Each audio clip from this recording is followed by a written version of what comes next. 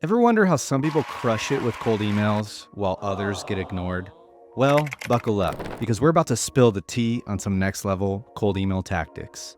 We're talking custom servers, AI wizardry, and tricks that'll make your prospects actually want to hit reply. Hey there, I'm Andy Mewborn, founder of Distribute.so, Think Notion, but for sales teams. Today, I'm chatting with Nick Abraham, the cold email guru who's been breaking records and turning heads in the B2B cold email world. Trust me, whether you're a startup founder or a seasoned pro, you're going to want to hear what Nick has to say.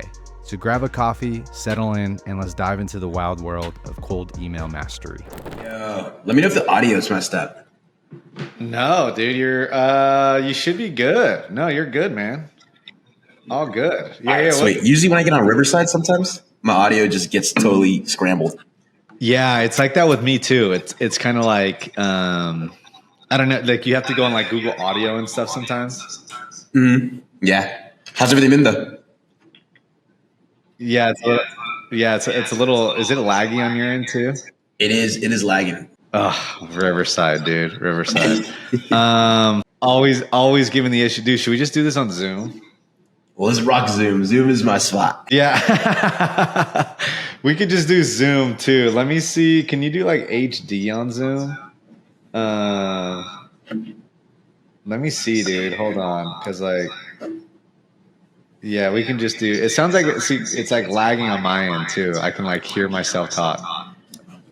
Trippy. It's actually not lagging terribly for me right now. No, okay, that's good. That's good. Let's see. Maybe now.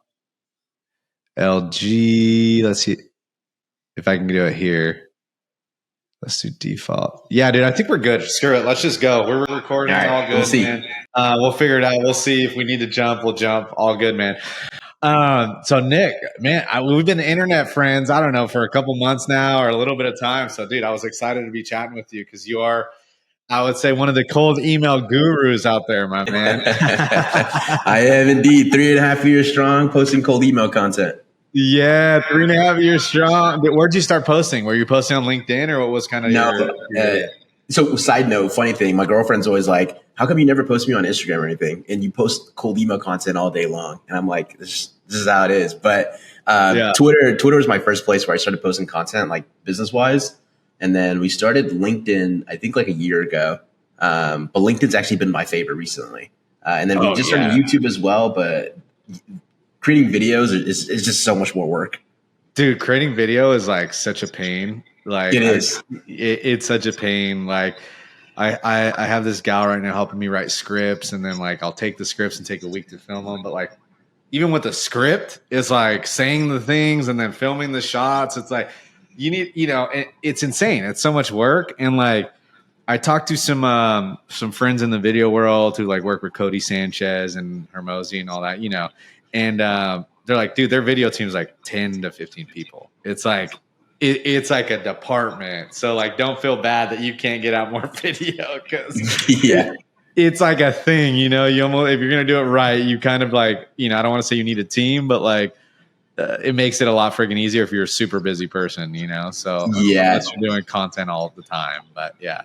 I think at one point I was like when I first started, I really wanted to get on YouTube, and I was like trying to edit a video, and I was like, yeah, there's absolutely no way I'm going to do this. Yeah, no, and consistently, no way in hell, dude. Like, literally.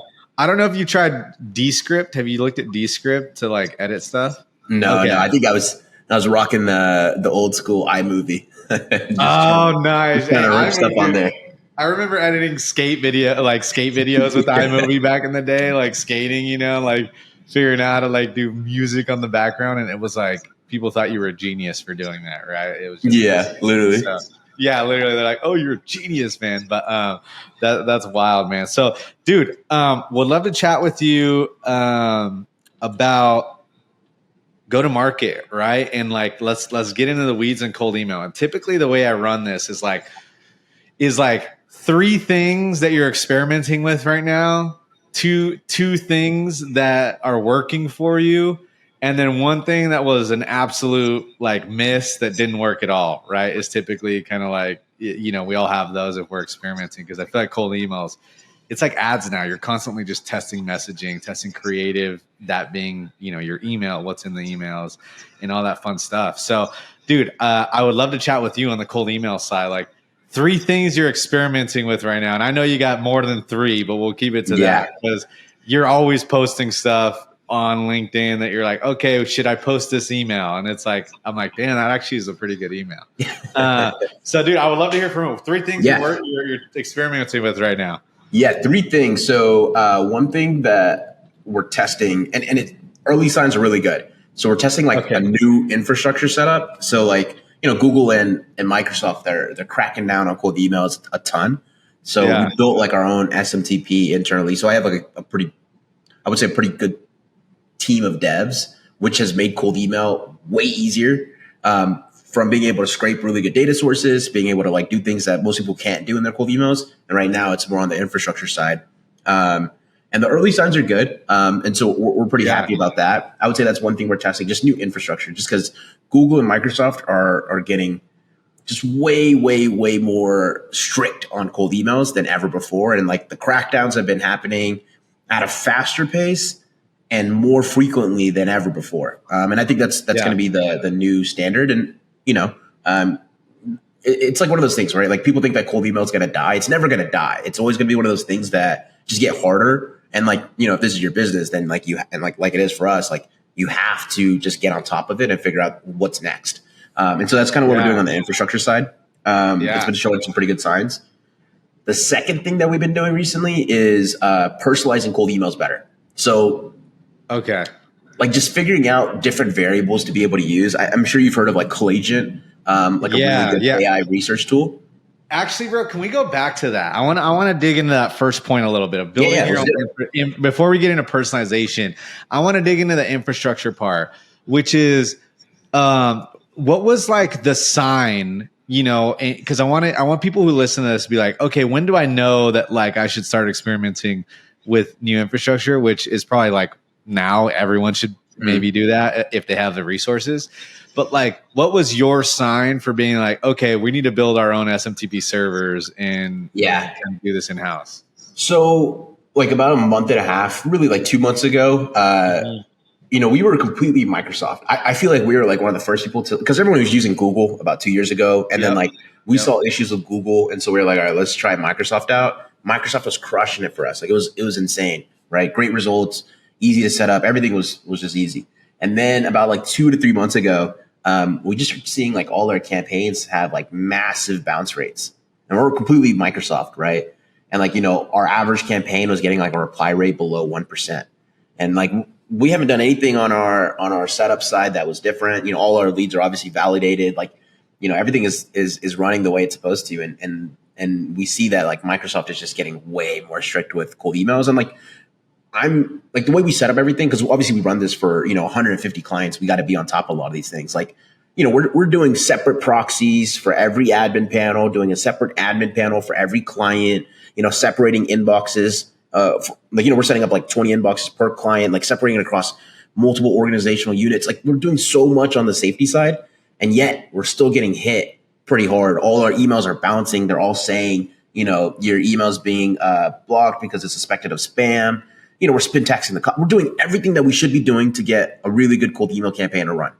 And it's still coming with a super high bounce rate. So then, obviously we just see that okay, Microsoft is somehow identifying cold emails way quicker. And then they're kind of just banning the entire tenant that you're setting up all the domains and inboxes under.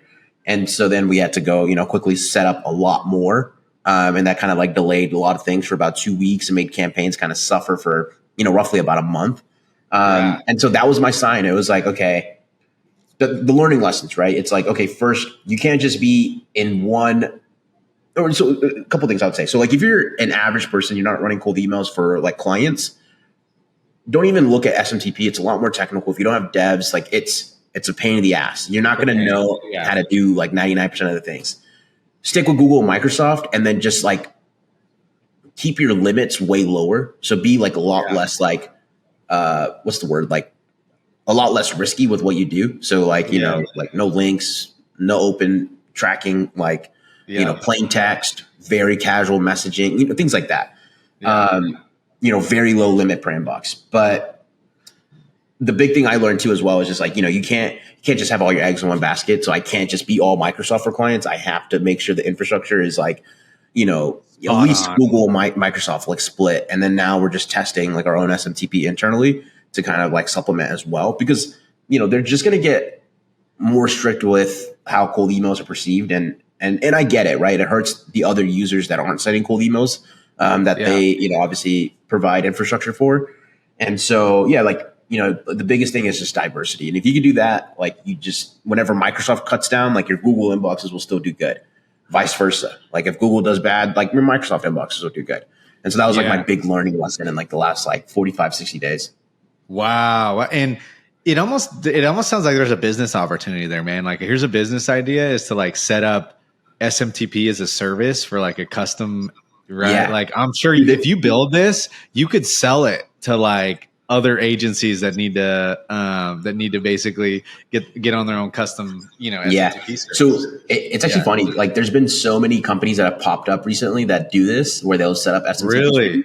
But the thing is like when you commercialize it, I've never seen any of these SMTP servers that are provided by a company do well after, 60 to 90 days. And like, you can kind of go like ask in the like little communities like Jesse has and stuff, and they'll all tell you the same thing, shout out Jesse, but they'll tell you all the same thing, that it stops working within the first 30 days or it stops working after day 60. And so it's not interesting. And I feel like what happens is like when you commercialize it, and typically they're cheaper than Google and Microsoft inboxes. So you just like kind of attract the lower end of the market, which is usually doing things that aren't like pristine. And then they just kind of ruin the shared IP pools that are with everybody. And then from there, it's just like, it's very hard to kind of run stuff. Commercialize it. Yeah. And like to kind of give you an idea too, like one of my first companies I built after we built our lead gen agency was we built an email platform. It's funny. Like we basically had inbox rotation, all the stuff that Smart Lead instantly had before they like even were a company. Really? But the issue was like that was really early on in the journey, did not have the best dev team there. So just managing it was a pain in the ass. And then when we started commercializing it, that's when everything started to fall apart because we just didn't have the dev team as well as like the product to be able to maintain it. When we were just using it internally, we were kicking ass. That was like the prime of when like before cold email really got popular and there was a lot more information about it on the internet. Our campaigns, like, man, it was like the worst offers in the world, but they would get like incredible results. Yeah, just because you could do more volume, right? Is basically it. You could make the mistakes and like in the messaging and all that, but you were just able to get more volume. That's like, early at Outreach, dude, when we were there, like it was arbitrage, right? It was like, like you could handle as many emails as you can, as prospects as you can add to a sequence, and like that's what it was. And then everyone started to use it, and then as you know now, it's kind of like saturated, where you just really got to stand out. Mm-hmm.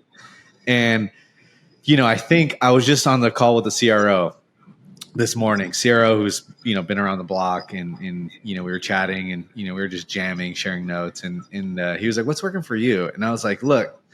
He was like, "Is cold email dead? We're not getting results, right?" And that's everyone's question. And I go, "Man, here's the thing. It's never dead, as you mentioned. It's an evolution.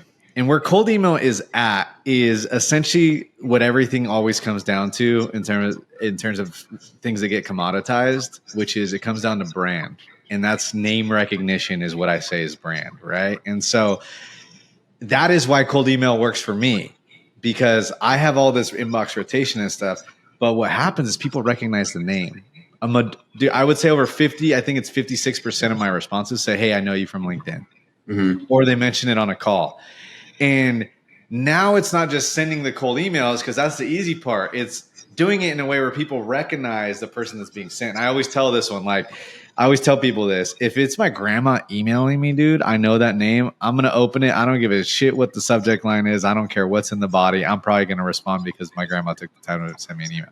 Now, that's like an example that's up here. Don't get me wrong. Like, I'm not everyone's grandma, right? Mm-hmm. I just have a 2-year-old myself. I'm not even a grandparent. But you get the idea, dude. Like, it's all about the name recognition. And that's where I think that if we were to think of like what's at play today with cold email, it comes down to a lot of brand, bro. And so you can't just run like cold email. Like you can, but if you have a brand to coincide with it, that's what's going to make it super like freaking amazing, right? And this is where Liquid Death kills it, right? I always give this example. Yes, they're an anomaly, blah, blah, blah, whatever.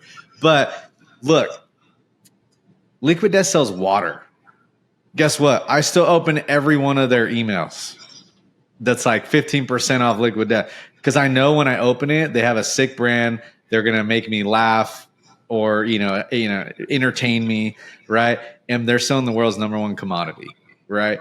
And so guess what? Email marketing is, I'm sure, how they still print so much money, right? I still think it's the best channel in its email, but it's because, right, they have that brand coinciding with it, which I think makes it powerful. So I think it's arbitrage. If you have a sick brand as a company and use cold email, it's arbitrage, right? Like that's the other component you want to build. But anyways, man, I just went on a rant. What do you think? Am I spot on here? Or do I sound like an idiot? Right? No. I mean, I think like with any, because I mean, specifically with like commoditized offers, right? Like let's think more B2B. Yeah. There's a million web design firms. There's a million B2B lead gen firms. And, the one thing that helps you stand out is when you just are able to embody social proof. And the best way to embody social proof outside of like case studies and testimonials is just content. Like, and I think that's one thing. And like, you think about it from a cold email perspective, right? Like, all right, so first, if you look up leadbird.io, we're probably the only lead gen agency that has 40 plus video testimonials with their customers recorded and put it on our site. There's not many other lead gen agencies that have more than just like the video or like the little quotes or whatever, right? So that's the first thing. The second thing is like, if I send an email, if you send an email and they look us up, they're going to see like, hundreds of videos with us, hundreds of content that we've done over the last 2-3 years. And like, they're immediately going to think, okay, one, this guy isn't going to scam me. He's all over the internet, right? Yeah. If he's actually selling something that might actually help me, might as well hear this guy out, right? Mm-hmm. And I think that's so important. And it's not even that it will help just cold emails. It's going to help with anything that you're doing where you're selling a cold traffic, whether it's ads or anything else. Like if you get an ad right on Facebook or Google Ads, like you're going to go search that company up. And then once again, it's the same funnel where you see all this crazy content that they've been posting for 2.5 years. And this guy's probably legitimate. Let's hear it out, And so I think that's where content, and like I tell this to everybody, like I'm a cold email type of guy. Like I love sending cold emails and that's, what our business does. But content has easily been the most impactful thing I've ever done in my career. Really interesting. And that, I'm guessing where are you getting more clients from? Doing the content online or your cold emails? It's actually crazy. Cold email is our best channel by far in terms of lead, like just generating amount of leads as well as like what our close rate is and all that good stuff.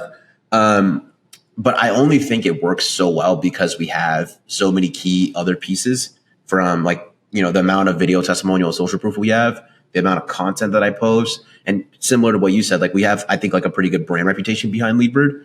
And so that's why cold emails is so great for you, so effective, right? I do find that like a lot of the people that do book calls from us from content are always the most qualified business that we want to like personally work with.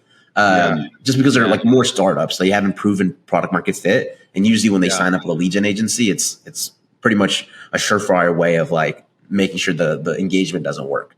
And so, like our best clients are mostly coming from our actual cold emails. Wow. That's crazy. Yeah. And you're targeting the specific people that have PMF, product market fit and all that fun stuff. Right. Yeah. So you're kind of like realizing that, which is super interesting. Okay. All right. Let's go to the second point you think you're experimenting with, which was the personalization. Yeah. Right. So, I want to hear how you're experimenting there. Cause you said Clay is all the rage right now. Everyone's like talking about Clay, freaking getting t-shirts at Clay and who knows what else they're doing with Clay, but they're doing all kinds of crazy shit. So how are you experimenting with it? I'm super curious. Yeah. So, I mean, I'll take you back real quick. So, we built this company about 3 years ago. We just recently exited. It's called Quick Lines. It does like AI personalization. And what it did was it would scan a LinkedIn profile and just write a personalized compliment about you.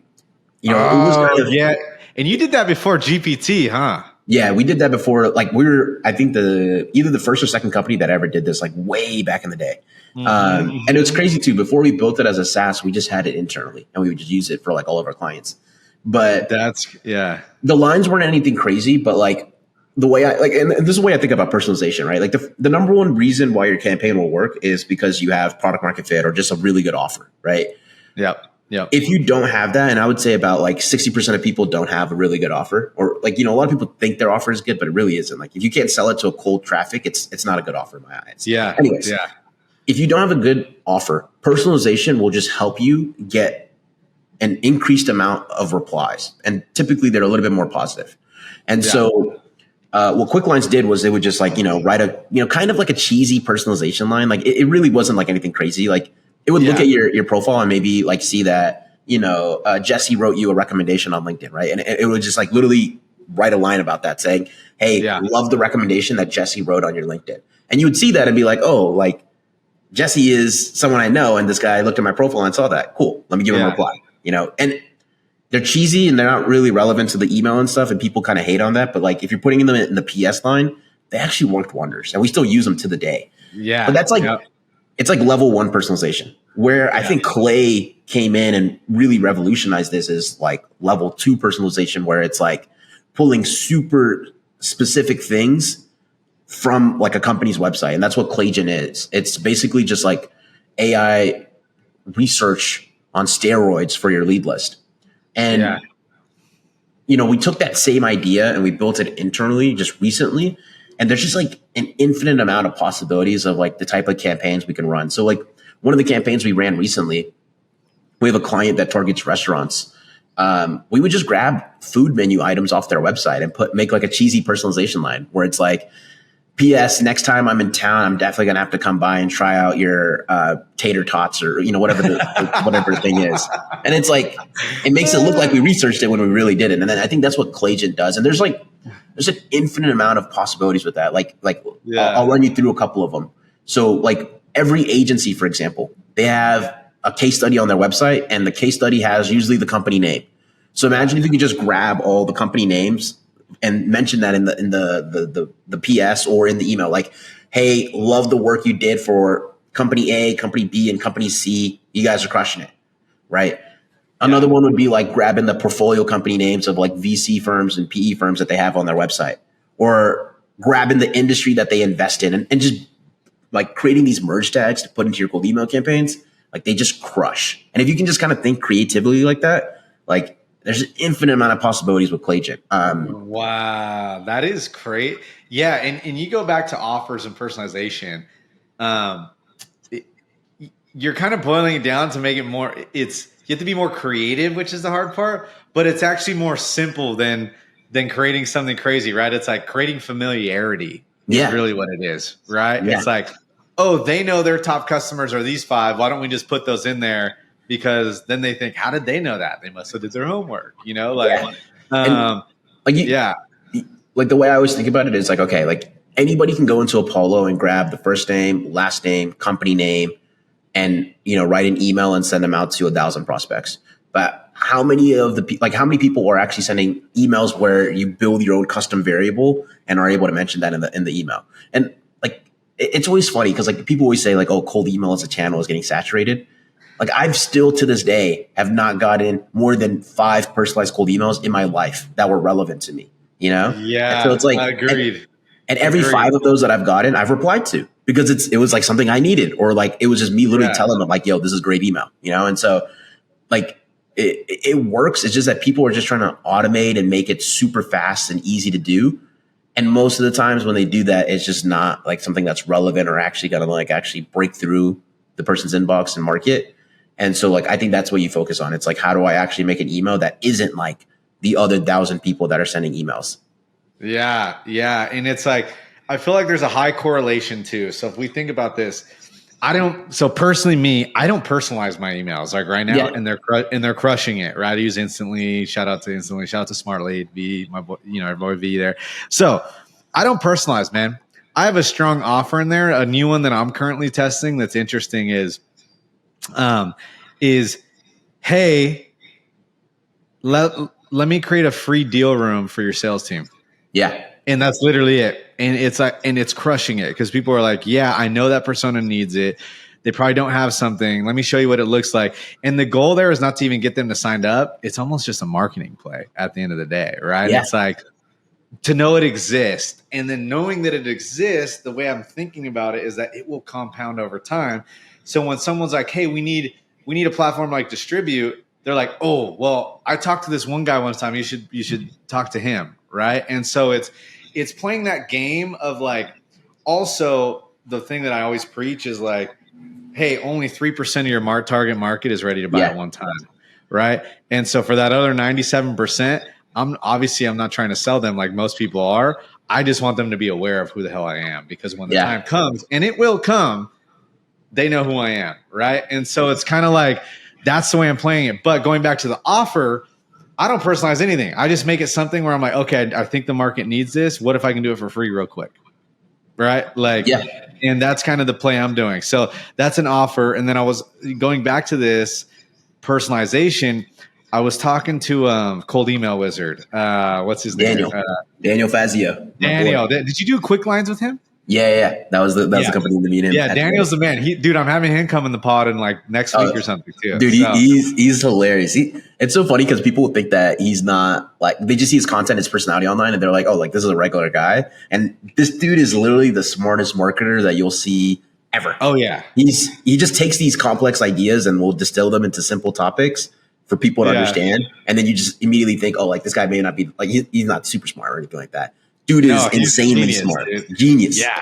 He's genius. I hear him talk. I've been watching his stuff on Twitter that he posts. I'm like, dude, he knows what he's talking about, dude.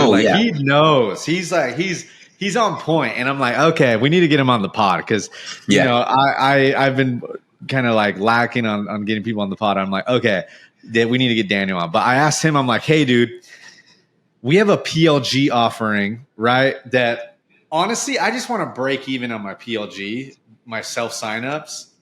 All I care about is breaking even there. I want to use it as leverage to get more enterprise deals, right? And so I was like, "What? Like, do you have any PLG emails that work?"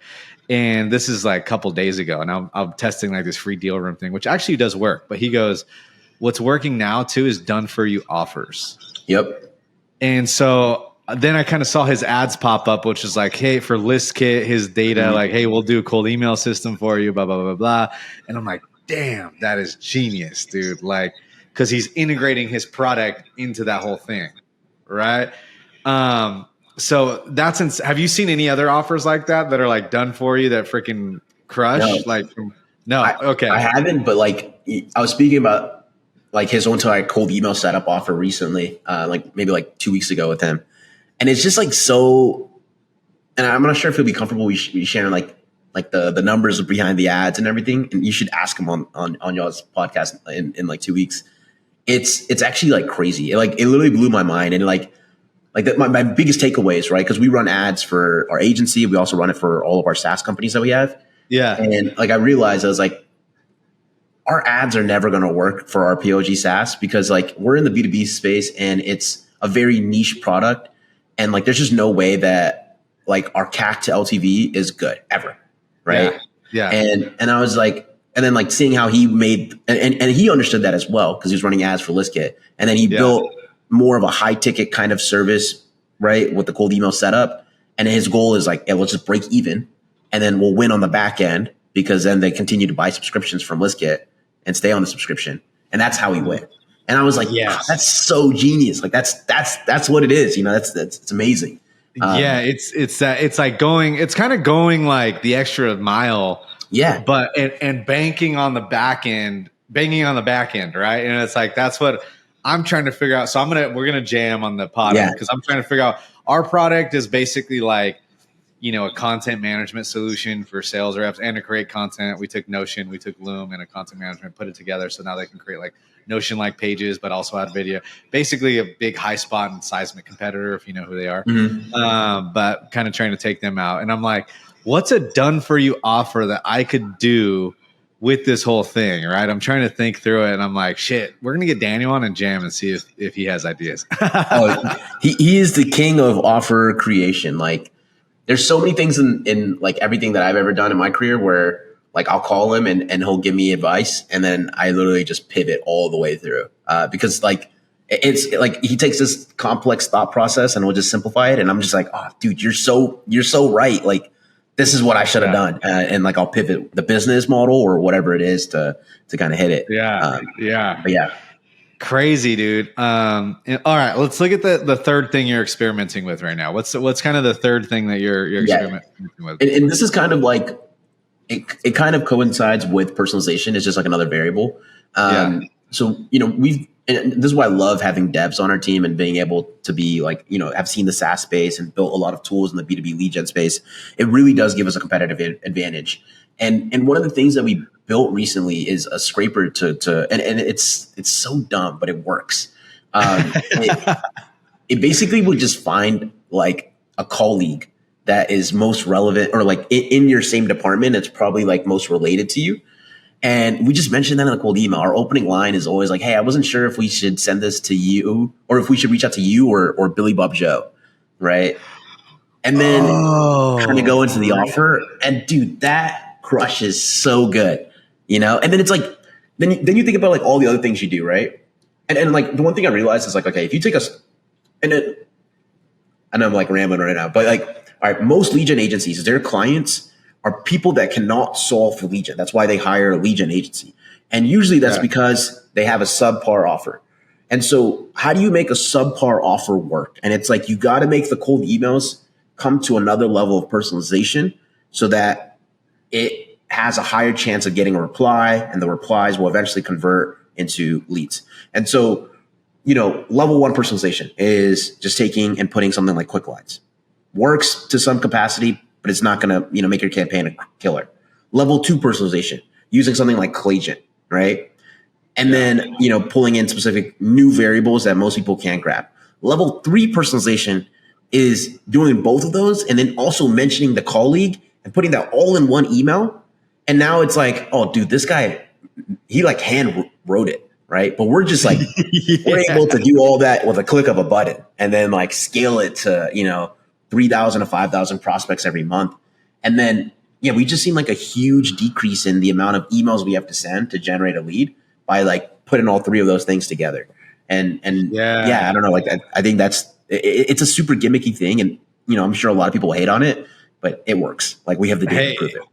Dude, but it works and you have the data. So it works. And like, it's just so crazy that, the game now is, it sounds like what the game is how to like the best people that can use the AI to do personalization. It's like using 100%. AI for personalization is easy, but using it to put all these pieces together in construct that is hard to make it look handwritten. Right.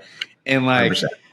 Yeah. And so that's interesting. That's kind of the, that goes back to the prompt engineering, right? It's like what everyone says is going to come down to, which is true. Like if I were to hire a cold email agency ever, it would be like to do what you've done is like anyone can do the commodity, like personalization with AI and Clay, but not like the way you think about it, right? With doing these different components. And let's just be honest, dude, name dropping works. Like, easy every single time. Yeah, it works. Like if you bring them up, there's so many, I think there's a lot of psychological reasons it works, but like, people want to represent authority. If I'm like, oh, is it you, the CRO or the CMO? Like, if you're a CRO, you're probably thinking, no, that's my jurisdiction. Don't get Sally or Lauren involved, right? Like there's just so many reasons. And then like people may also think, oh, they mentioned Sally, maybe they know her. So maybe I should respond, right? Like exactly. So it's interesting, and so many people will hate on this, but that's okay. Yeah. Adam Robinson yesterday, again, I use a 2-step email sequence. I don't do more than 2 steps in any of my sequences. And people are like, wait, you come from outreach and you do a 2-step sequence? Like this doesn't resonate. And I'm like, I look at what other people are doing and I do the exact opposite. Yeah. That's my strategy. Right. It's crazy too. So like we also only do two-step email sequences for all our clients. Cause I was kind of like, and you know what it is? It's like, we post content and sometimes we get like brainwashed from content. Right. And so in my head, I've always seen everyone post about four-step email sequences. And then like, was thinking about it like, and I think we changed this in like November of this last year. So like, give or take 8 months ago. And I was kind of sitting there and I was thinking, and I was like, dude, I absolutely hate when I get 4 emails threaded that in like, over a span of like 10 days. It's just like, it's just annoying. And then that's it's a like, block. I block people like that. I'm sorry. I block. and then it's like, if I look at the data inside of Smart Lead, you can see like which sequence is getting the replies and which sequence is getting the positive replies. And I'm opening up a lot of our client campaigns. It's like all the responses, like 90% of them are happening at email 1, right? And then the drop off is just staggering every single step you put in. And so in my head, I was like, wait, why are we doing 4-step email sequences? We just need to do 2. And then we just need to reach out to more net new contacts. Like that's how we win. And so then we change that across all of our clients and, we see the increase in results. And I also think it helps your deliverability because you do have less people that are marking you as spam and you have less people that are blocking your emails because they've only received 2. Yeah, exactly. It's like, I'm gonna be honest. When I see someone that's emailed me 4 times in the same thread, I'm like, dude, like, come on, enough. Enough. Yeah. And I just honestly, I think of myself on the other side as like the other people are like, what else do you do to get good results? I'm like, I think of myself being the prospect, man. It's like I don't want, and I also throw jokes in my stuff for the second email, and it's literally 7 words, bro, and that gets me the most meetings. And it's a joke, right? And I think 2 is great because the first one is like, here's what we offer, here's what we do. Look, the person's either thinking about it or they're not, or they're like, ooh, I haven't ever thought about this. Maybe they show a little curiosity. Maybe I should. And maybe they just miss it. They get busy or whatever. That second bump's like, hey, just a quick reminder. But then after that, if they don't respond, it's like, move on. Like it's not a thing. Like, I haven't done the data, but I would say that actually, I won't ever have the data because I've never done more than a 2-step sequence in the past year. So, I just don't do it because I'm like, hey, this works. Let's see, if it ain't broken, don't fix it is kind of my motto. Right. So, man. Okay. Now let's talk about what's 2 things you swear by, Nick, that always work for you, right? That are like, that maybe people are overlooking. We kind of already went over this a little bit, but you mentioned like mentioning certain things. What are like 2 others that you mentioned? PS line, right? Like, give us the strategy on the PS lines. Like, there's probably more than one, but what is some other stuff you've been doing? Yeah, so like I think on the PS line, like PS lines are great for like the first email. And I think the PS, because like when people look at an email, like if they're not interested, like they're just going to scan it really quickly, right? And the PS line, if you are putting it under your signature and kind of spacing it out, sometimes that's like the first thing that you'll scan whenever you start to scan, right? And I think it's a great place to put, the level of like quick line, something like a personalization or something of that sort. But even if you don't have that, it's okay. If you have some kind of really strong offer element, that's a great place to put it. So it's like, PS, we guarantee this, and this, or PS, by the way, we, do this on performance, or PS, like, put in something that really is strong about your offer there, I think is a great spot to just kind of put it to clarify stuff. But yeah, that's kind of how I think about PSs. I really do like them in the first email. Another thing that I really like doing, and this is like one of the things that it's kind of more popular now, but like we've been doing this for literally like 4 years, is so like, how spin tax is pretty important when it comes to cold emails, right? Like you have to spin the different variations of your, like the content in your email so you can kind of avoid spam filters and stuff of that sort, right? Okay. Yeah. Explain that. So that's high level for people that don't know. Yeah. So I'll break it down. So like think about it like this, right? So Google, Microsoft, they're always trying to identify spam and bad senders, right? And so what's an easier way to identify a bad sender than someone that's sending the exact same message over and over and over again? Like that shows clear automation, right? Mm-hmm. And so you want to spin the context of your message. So like easy example would be like, instead of just saying, hey, Andy, in every email, right? Spin it. Say, hey, Andy, hello, Andy, happy Tuesday, Andy, happy or good morning, Andy, like spinning the different ways. Like the meaning doesn't change, but the content in the email changes, right? So now it's a good way to like avoid the spam filter. And most tools have this kind of like natively built in. So it's easy to kind of set that up. But one of the things that we do is below the signature, how like a lot of like old corporate people, they'll have like motivational quotes in their signature. Yeah. Yeah. So we'll just spin like 50 variations of different motivational quotes from like, different people. And every time we send an email, it's like a new variant, right? And so No it's way. really hard to like fingerprint our emails because we just have so many variations from all the other spin texts we do, and then also the spin quote.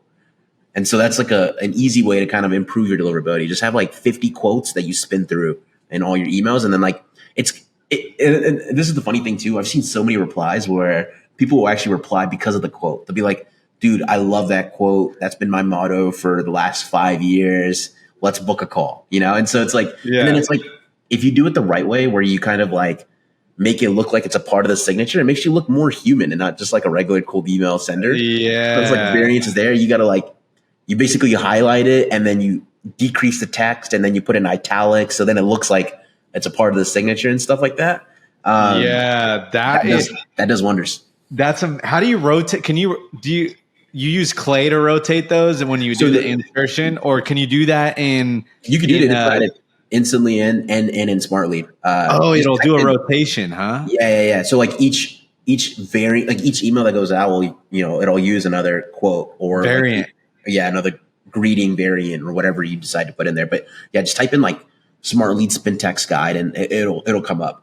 No way. I'm going to do that, dude. That's amazing. Okay. Yeah. See that I'm learning here. And that's like such a simple little thing, but it's human, right? It's almost like people say scaling personalization. It's like scaling humanization. Yeah.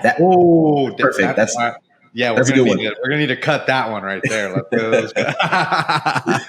Yeah, it's scaling humanization is really what it is. Yeah. Like, but the art is figuring out what are those humanization components. Yeah. I mean, it's the same thing with like everyone starts their email with like, "Hey, Andy," right? So in Smart Lead, you can actually pull the day of the week into the cold email campaign. So let's say the cold email campaign is going out tomorrow, which is Wednesday, right?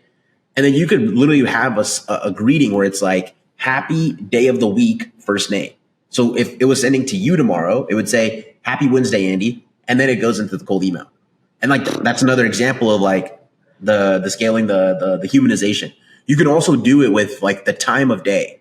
So like if the email is going out in the morning, it will literally say, "Good morning, Andy." And then it'll send to you. And it's like, that's another example of like scaling the humanization. And then if it sends in the evening, it's the same thing. It'll automatically switch over to say, "Good afternoon" or "Good evening, Andy," and then kind of go into the cold email. And so it's just like, I will say that it's not going to make or break your campaign, but it's definitely one of those tiny little things that kind of just turn and give you an advantage compared to everyone else that's emailing them. Yeah, because I'm not going to lie. I'm being a hypocrite because I say I do everything different, but I do just say, "Hey, first name." Yeah. And now I need to switch it out. Hey, I'm going to switch to the happy insert day of the week, insert first name. And then I like that quote. You put the quote in the PS line, typically PS quote, or you just kind of put it after the sig. We'll play around with it. If we do if we're going to put quick lines in it, it's usually just signature and then quick lines. And then if we don't have quick lines in it, then we'll just put the quote under the signature and kind of just like put it together. Yeah, I like that. Nice. Man, you are the guru, dude. I'll tell you. I can't wait to have Daniel on too. Just little simple things. And this is why someone would hire like pros like you, right? Like, it's like, because you guys you're constantly thinking of this when most people they just think it's a flip of the switch. And it's like, no, dude, like I tell my friends now, they're like, "How do you make cold email work?" And I go, it's the same way marketers would make ads work. They constantly are testing, right? Yeah. Like, and that's why like people are like, "Wait, you run this company and you're running your cold email stuff?" And I'm like, yeah, because that's my world. And I have to constantly keep testing, and like, I know no one else is going to give it their all in testing it like I will, like, yeah, absolutely. And it's a constant test to find like creative on ads. You find the one that works. Okay, double down on it, and then still keep testing other things for either different segments of your market or like different personas. Or you're constantly every day you're testing. Like that's what I love about cold email is in most of the people I would say that think it's dead is because they're not testing, right? Yeah, it's dead if you're going to say the same, use the same playbook from 10 years ago. Sure, it's dead, but like cold email will never be dead, and it's still, I think, a lot of people.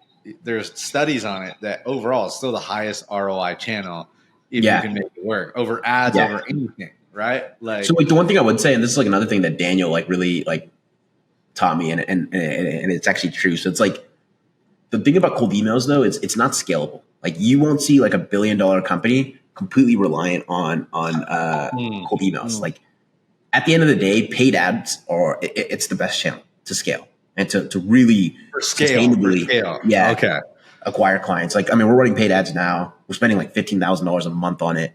And it really is like it every day it's just going to run, and there's not going to be any much issues. It's going to consistently get us new appointments on our calendar. Like it just works.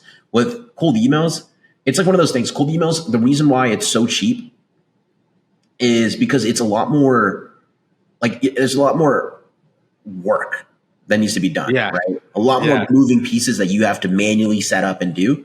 With ads, you just click a couple buttons and then you throw a budget at it and it just kind of runs.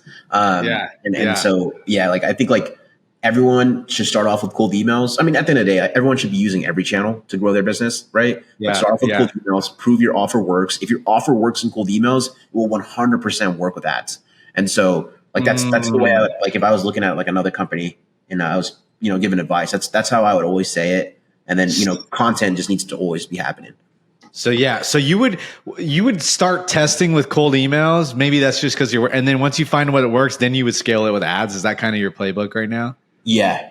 I mean, that's what we're doing right now at Leadbird, and it's working well. I mean, we still send obviously cold emails, but I mean, like the thing is though, it's like you also just got to know your numbers. I think like when a lot of companies start out, like they just don't know what their LTV is and things of that sort. And so it's like if you don't know your LTV, then you shouldn't really be spending money on ads because you don't know what is a good CAC, right? You don't know what you can spend to actually acquire a customer, and like you don't know what your payback period is and things like that. And then it makes it really hard to run ads profitably and like know if it's being successful or not. So that's like another thing. Like I wouldn't really run ads until you kind of know those kind of things as well. Yeah. And then how do you think about, so two things I want to ask you. Well, one statement and then one question is like, I think for a lot of the lead gen agencies that I see, they just push cold email, and I'm like, have some buddies that run. So I'm like, no, dude, you're a lead gen agency. Like you need to also know how to do ads. Like you're like whatever channel is going to work, like you should know how to do ads. Are you doing ads for your like other clients right now yet? Or? We don't do it for clients because I think most of our clients are still in like that startup SMB mid-market space. Ads, like they probably don't have too much of a budget to throw on it either ways. And like, and then here's the thing, right? Like, for us to acquire a client through ads, like we're gonna have to spend roughly like $1,500 to $2,000, right, to acquire one customer, right? And then most people will probably have to spend a little bit more because their offer it doesn't serve as well. Like the reason why our offer works is performance based, and then second, it's hitting a huge TAM, so it's easier to get like a lower cost per click. Most people's offers aren't like that, so they're gonna have to spend a lot more, and then like their payback period will be quite some time. So it's like they're gonna have to float a lot of cash for it to actually work. And a lot of businesses a lot of businesses aren't run properly, specifically from that marketing side as well as the finance side. So it's like, it's surprising, right? Yeah, and if they look at their P&L, they're just gonna see, oh, we spent like $15K on ads this last month, and like we haven't seen much from it. And it's like, but there's a lot more to it than that, And so I think there's a couple of things that like some people don't think about when running ads. Yeah, that's crazy. Like, and then how do you think about creative for ads, man? Like, do you have a creative agency you use for the creative, or like, what's your strategy? Because I'm starting to dabble, and like, it comes down to the creative. I feel like with ads a lot of the time too. Well, it comes down to offer, obviously. Yeah, but then creative is important too. So, like, how are you thinking about the creative on the ads there right now? So right now we're doing strictly Google, so we don't really need the ad. We're not running YouTube ads. We're just like literally bidding on keywords. We are going to start Facebook soon, but the best advice for anyone that's watching and listening, just ask Daniel. Like literally how I learned ads was I paid my friend hourly for a whole like 2 months every week to just sit with me for an hour and just literally explain everything that he's doing with ads. And that's literally what I did. I would just hit up Daniel, literally pay him his hourly fee and learn on how he's running his ads and just replicate. And that was like the best thing we ever did. That was like literally the best thing we did to learn ads. Wow. And so what are you doing right now? Like, because you learned from him, like, are you focusing on the creative, right? So like on Google, like when you're oh, running that's right. like You're doing search Google. Yeah. It's ads, just you don't really, clicks. Yeah. you don't really need You don't need that. any creatives, but Interesting. And so, dude, that's crazy. Yeah. I have no fucking clue how to even start a Google ad. oh, dude, I didn't either, and like I had to have them like really break it down for me, and like I still don't really know too well. Like I'm sure if someone like went to go look at our ads, they're probably like, dude, there's a billion things you could be doing here. Yeah. But you know, I You're know enough to be like enough dangerous. to get it. Yeah, I know enough to get it to work. But yeah, that's like it's one of the, like there's two things I want to learn in the next like 6 months, and that would be like get really good with financial stuff. So like I've been enrolling in a whole bunch of financial courses, and then get really good at paid ads. And then like I Yeah. feel like I'll have like a really good like foundation of skills to really like build stuff with. Yeah. I'm with you. I've kind of been toying with the Facebook ads, like just to learn. And I've been kind of like, okay, how the heck do I like figure this out? Like, where do I get creative? Like, how do I get like the thing with Facebook ads is I think Daniel, he does a lot of like his own ads, right? Yeah, I yeah. think He does all of his ads. he does all of his ads. Does he have someone write the scripts for him? Or he just freaking So he churns usually it will out? do his VSL. He'll do the entire ad structure. I think the only thing he won't do is like create the creatives. He may have ideas for it, but like to actually like go on Canva and like design and stuff. He definitely Yeah, doesn't do yeah, yeah. that. Someone do Same thing that. with like he'll record the VSLs, but like he's not going to be the one editing it. Yeah, But he'll launch the exactly. ads and everything like that. Wow. Yeah, that's crazy, bro. Awesome. Well, dude, Nick, it's been a pleasure, my man. Where can people find you best? I'm guessing LinkedIn is the place, right? Yeah, LinkedIn. Just type in Nick Abraham, type in maybe like Liebert or cold emails, and I'll probably pop up somewhere in the feed. Yes, amazing, man. Well, dude, it's been a pleasure. Thanks for sharing everything, man. And yeah, I'll let you know how it goes with Daniel. I might even send them this recording because we've given him a bunch of shout outs and Jesse Yeah, and yeah, yeah. everyone in this We email hyped him world, up too right? much. I know, seriously. Yeah, man. We're gonna edit it all out, dude. Yeah, Sorry. yeah, literally. Yeah, we're gonna edit it out, but no, kidding. But yeah, dude, we'll talk soon, Nick. And then, hey, man, I'm gonna shoot you a text so we Yeah, can, absolutely. snap Let's do it. stuff and just share what's working, man. Because I always love doing Yeah, that with people. So, absolutely. all right, Thanks for having brother. me on. Take it easy, man. I'll talk to you soon, man. Bye. Later, Nick.